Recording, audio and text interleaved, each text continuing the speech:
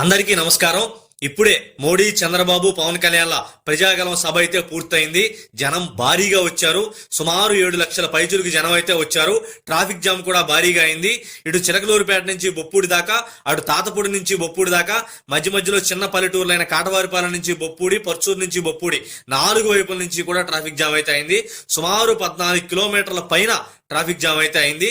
జనం భారీగా వచ్చారు. సభ సక్సెస్ అయింది. అందులో ఎలాంటి అనుమానం కూడా లేదు.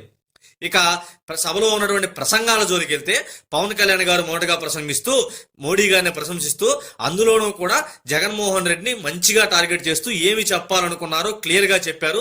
రాష్ట్రం 5 వ్యక్తులకు దోచిపెట్టాడు జగన్మోహన్ రెడ్డి అనే ఉదాహరణలతో సహా ఎక్సలెంట్ గా పవన్ కళ్యాణ్ గారి స్పీచ్ అయితే ఆసక్తికరంగా అందరినీ ఆకట్టుకునేలా పవన్ కళ్యాణ్ గారు ప్రసంగించారు. తర్వాత చంద్రబాబు నాయుడు గారు ప్రసంగిస్తూ, మా జెండాలు వేరేనా, మా అజెండాలు ఒక్కటే అనే ఒక్క లైన్ తప్ప పూర్తిగా మోడీ గారి భజన్ తోటే ఆయన ప్రసంగం అయితే ఉంది. ఒకనొక టైంలో మోడీ గారు దైవాంశ సంబోధుడు అనే విధంగా కూడా ఆయన ప్రసంగించుకుంటూ వెళ్ళిపోతూ వచ్చారు. బహుశా 2019లో మోడీ గారిని వ్యక్తిగతంగా విమర్శించిన కారణంగా వాళ్ళని ఇప్పుడు కూల్ చేయడానికి చంద్రబాబు నాయుడు గారు పూర్తిగా ప్రశంసలతోటి, భజనలతోటి ప్రసంగించారని మనం చెప్పుకోవచ్చు.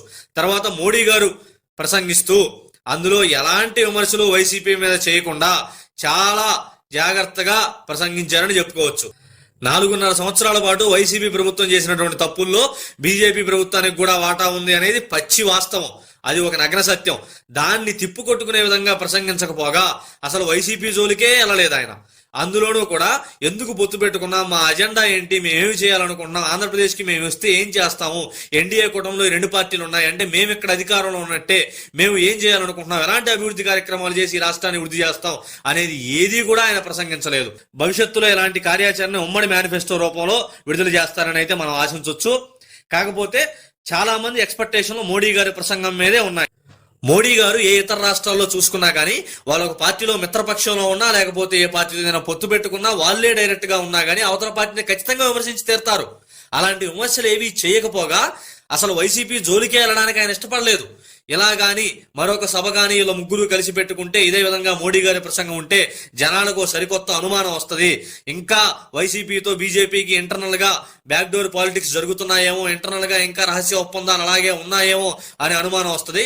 అది కూటమి గెలుపు మీద ఖచ్చితంగా ప్రభావం చూపించేదే తీరుతుంది. అందులో ఎలాంటి అనుమానం అయితే లేదు. బీజేపీ పార్టీకి ఆంధ్రప్రదేశ్ రాష్ట్రంలో ఎలాంటి బలం లేకపోయినా గానీ పొత్తు కోసం చంద్రబాబు నాయుడు గారు వెంపర్లాడినా, తన సీట్లని త్యాగం చేసి పవన్ కళ్యాణ్ గారు మరి పొత్తును కుదుర్చుకున్నా గానీ ఇవన్నీ కూడా బీజేపీ నుంచి ఒక భరోసా, వ్యవస్థల సపోర్టు, బీజేపీ నుంచి ఒక రకమైనటువంటి ఆశాకరమైనటువంటి ఫలితాలను ఆశించే వాళ్ళందరూ పొత్తు పెట్టుకున్నారు.